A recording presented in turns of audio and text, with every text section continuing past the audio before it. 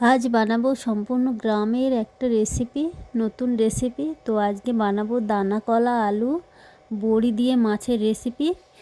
আর তার জন্য আমি মাছগুলো ভালো করে লবণ হলুদ মাখিয়ে লাল লাল করে ভেজে নিয়েছি। আর এখানে দেশি বাড়িতে বানানো বড়িও লাল লাল করে ভেজে নিলাম লবণ হলুদ দিয়ে। আর ওই তেলের মধ্যে আরেকটু তেল দিয়ে 5 ফোড়ন আর পেঁয়াজ কুচি দিয়ে দিচ্ছি। আর দিয়ে দেবো রসুন বাটা। আর এই রেসিপিটা কিন্তু গ্রামের দিকে সবাই খুব পছন্দ করে, কিন্তু শহরের দিকে অনেকেই দানা কলা পছন্দ করে না। তো মশলাটা ভালো করে কষিয়ে নিয়ে আলু কলাটা আমি দিয়ে দিলাম তেলের মধ্যে, দিয়ে ভালো করে একটু কষিয়ে নিচ্ছি। দিয়ে পরিমাণ মতো লবণ হলুদ দিয়ে ভালো করে কষিয়ে নিয়ে পরিমাণ মতো লঙ্কার গুঁড়ো দিয়ে দিলাম। তোমরা যেমন ঝাল খাও তেমন দিতে পারো। দিয়ে ভালোভাবে কষিয়ে নিয়ে পরিমাণ মতো জল দিয়ে দিচ্ছি। দিয়ে আমি ঢাকা দিয়ে দেবো। আর আমি বাড়িতে বানানো বড়িটাও দিয়ে দেবো যাতে তাড়াতাড়ি সেদ্ধ হয়ে যায়, তাই একটু আগে থেকেই দিলাম।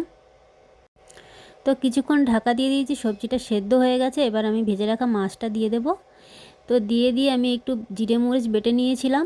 আর এই রেসিপিটা আমি বানালাম সম্পূর্ণ অল্প তেল মশলা দিয়ে, আর খেতে কিন্তু অসাধারণ হয়।